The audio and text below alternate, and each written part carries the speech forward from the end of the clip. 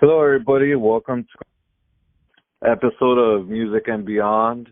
I'm Ernie Crazy Eyes from Primitive Minds, and tonight I'm bringing you awesome interview with Paul from Dead Original. How you doing, man? Good, man. How are you? I'm good. Just up and early, ready to kill this day. Even though I just said tonight. I'm all over the place right now. But I want to get into the interview right away so, we can have the rest of the day. But what was the inspiration of, picking up the mic and, being a drummer? I started to drum for a few other bands. It's always been in the back of my mind. I've played guitar. Oh, guitar. Yeah, I've been playing guitar and singing since I've been playing drums. I just never. Oh, nice. Never did it 100%, and then whole time I was playing gigs. I played for Trivium, Rock of Ages, played drums for Kill Hannah, some other bands. Just to start it all coming together, I think there's two people in this world. There's somebody that is a genius and they just pick up their instrument and they're great. And then there's the other person that has to work at it, and that was definitely me. And so it's been kind of just years of working at it, and now it's here, and we got the album, and it's ready to go. It's cool, man. It's fun. That's awesome. And is there anybody in particular that made you want to, pick up the instruments, or was it just kind of something that you felt you had to do? Dude, I was like a little kid playing Legos, and I saw this broadcast with Nirvana. Oh, nice. Nice live national television, and I was like, I want to do that. I want to sing. So ever since then, I've always wanted to do it, but, I was raised with my older brother, and he'd always make me play drums, so I was like the only drummer in town, so I'd always be playing drums for my brother and locally, with friends and stuff, because, at the end of the day, nobody really wants to play the drums. yeah, that I always feel that instrument always gets overlooked, but somebody's got to do it. But you know what? With that being said, nobody wants to play the drums. Honestly, when it comes to going to a show, to me at least, every time that I go to a show, I always end up paying attention to the drums a little bit more than everything else. I mean, of course, the lyrics, but the drumming, for some reason, it always. Yeah. Well, yeah. I mean, a great drummer makes or breaks a band. It's the driving force, especially for songwriting. I don't think a lot of these great bands like Zeppelin, Nirvana, Beatles would be that good. Well, take it back to the Beatles, but majority of these bands that are great are out there, have been out there, because of great drums. So yeah, and I can feel and I can hear the the motivation and all that stuff when I listen to the few songs that you have available on YouTube. Cool, man. Thanks, dude. Great stuff. And Thanks, you're welcome. And the name is, to me, I think it's very unique, but do you guys have a backstory for Dead Original? Well, yeah, so it's like, I was sitting there coming up with band names, and I thought it'd be fun to be like, well, there's so many bands out there with the word and name Dead in it, so why don't I put a stop to this as a joke, totally joking, because it's only adding to the problem of being another Dead band, Dead Original. And then the second meaning behind it was it's kind of like I think with today's with the way society is, a lot of us feel kind of dead inside because you can't really be yourself. Especially with if you come from a family that's not really wealthy, it's like it's kind of a handicap. So we're all kind of dead inside a little bit. So that's kind of where it comes from, that original. So I don't know, but then it sounds cool. It does. To me, it sounds like there's really not that much original music nowadays. So everybody's kind of just stealing from somebody else, Yeah. So, but I really like the name. I bet. I'll ask you that in a little bit, but yeah, I really love the name, and it's dead and original. I love it. That's funny. Thanks, man. Thanks, dude. I see that you guys come from different bands. How did you guys end up meeting? I found out about our drummer Rob from Industry Professional in the city of Chicago. His name is Vic Salazar. He's like the go-to drum guru. He hires all these famous drummers to do clinics, and that's why he was the one guy I thought of that would know drummers in the city of Chicago. So he recommended me Rob, and then the same thing happened with our bass player. I hit up Humenberg Drum Cases, and the president, because I've been friends with him for like years. Yeah, he makes these really great drum cases. I've been using these drum cases like for years, and he recommended my buddy Sean. So nice. Yeah, I think it worked out good too, because when I hear the music, I hear nothing but perfection. Cool, man. Thanks. Yeah, I love it. And Bored Again. I really love that song because, it's, to me, it's, I've been bored so many times in my lifetime, So yeah. When I heard that song, I was like, wow, that's crazy. How did you guys come up with that concept of that song? Well, I wrote it about like 5 years ago. It's about dealing with depression. Like, you could have everything right. You could be, rich, get everything you want, but at the end of the day, you could still suffer from depression. It happens all the time. But then it's a play on words. Instead of being born again, it's like you're bored again. Yeah. Yeah, definitely. Yeah. So that's where that came from. I love it. I'm really excited because I think that's definitely gonna be one of the songs where I'm gonna be at a party and be like, hey, can you guys listen to this song? Like, it's freaking great. That's cool. Yeah. And I also heard Fade to Light, and I love that one because, it's, to me, it's kind of like the complete opposite of Bored Again. And, I had time to listen to the lyrics and stuff, and that's pretty deep. Yeah. Can you tell me a little bit more about that song? About Bored Again? About Fade to Light.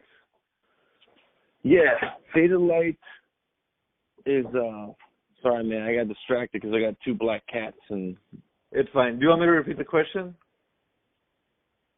Yeah, I'm sorry. Are you gonna cut it up, or are you just gonna leave it the way it is?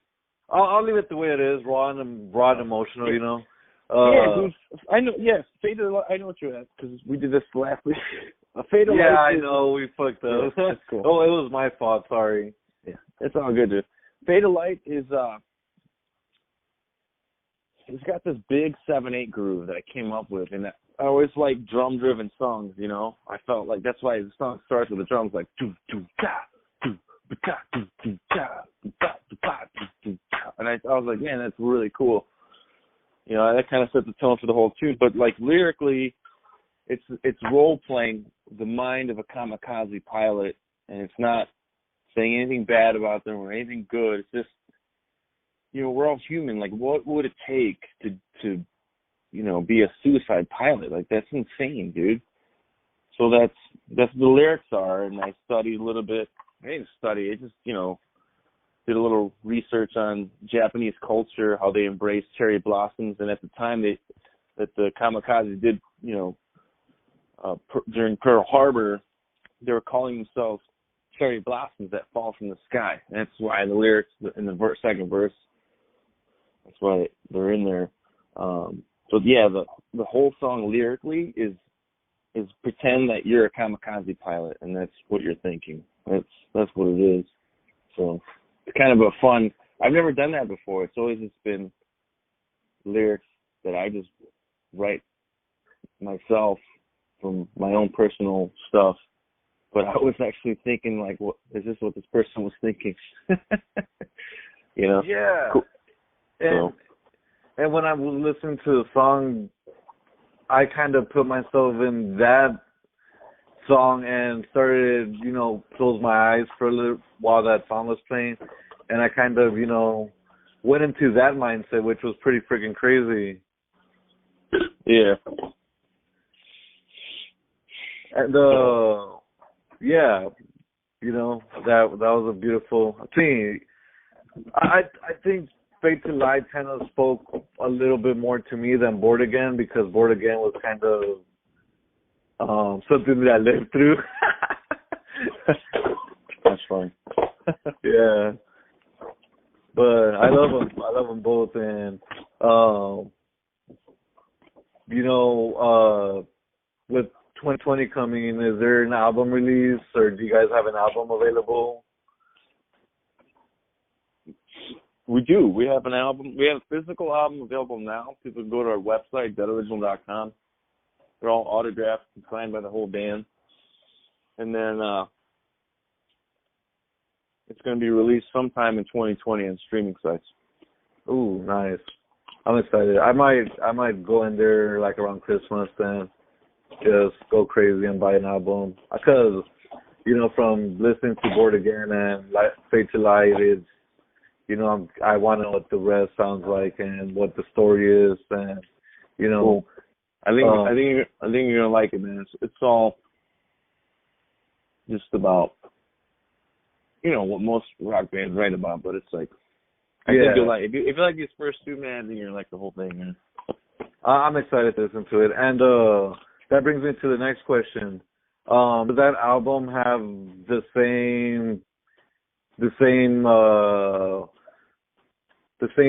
sound to the last two songs that came out on YouTube? Totally. Yeah, totally. I'm excited. That's gonna be great. Yeah, man. It's like we keep getting messages every day, like, dude, you might bring nice. back, and I'm like, thanks, dude. Cool. That's but great. You know what it is? It's not really like, grunge is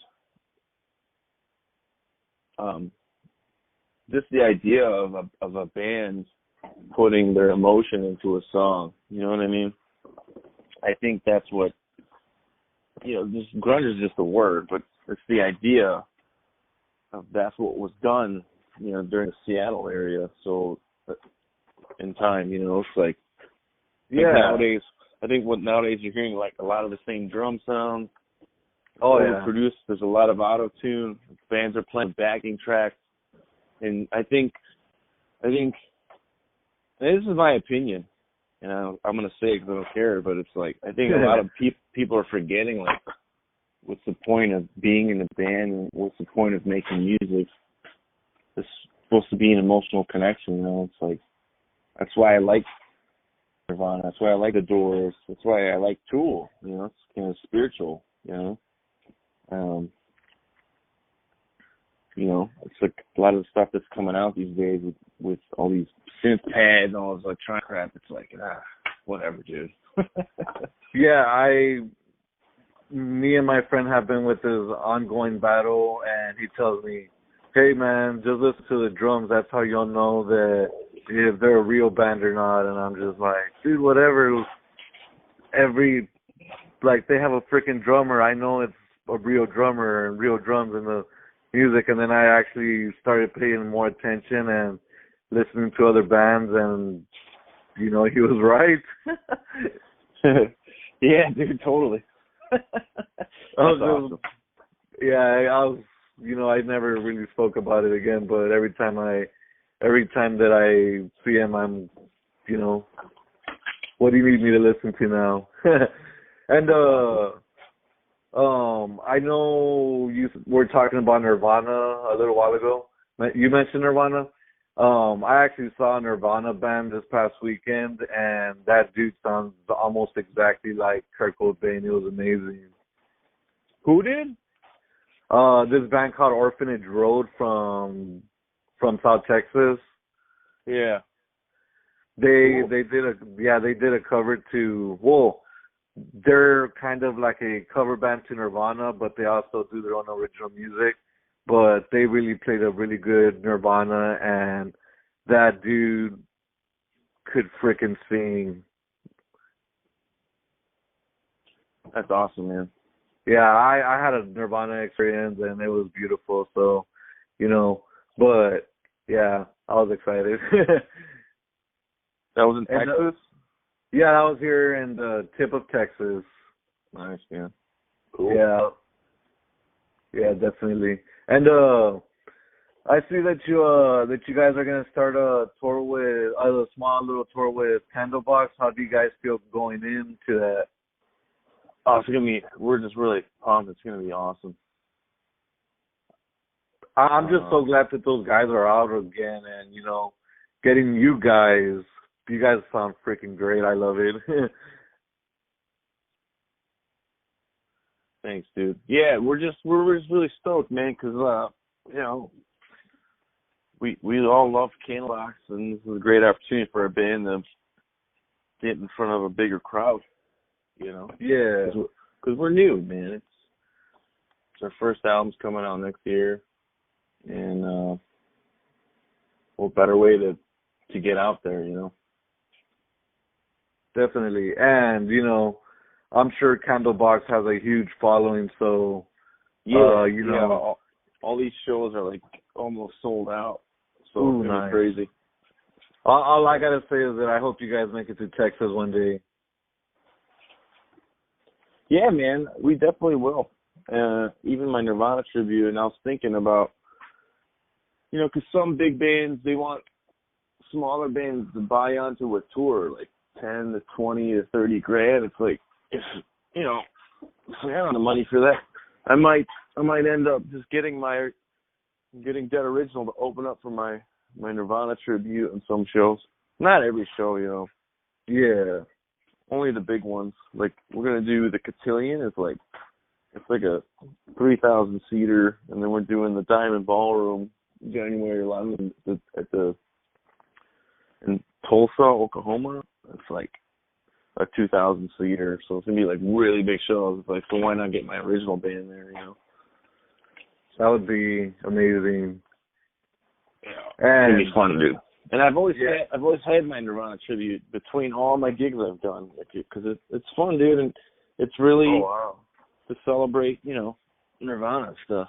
So, do you have any videos on YouTube that we can see from your Nirvana band?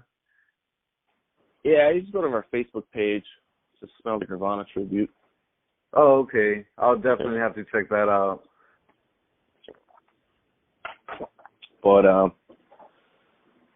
But yeah, dude, thanks for plugging Dead Original, man. Let people know they can order the album now physically from deadoriginal.com, and cool chatting, dude. Jose, right? Yes, and well, Jose's my first name, but I don't use it. It's Ernie. Oh, Ernie, okay. Yeah, and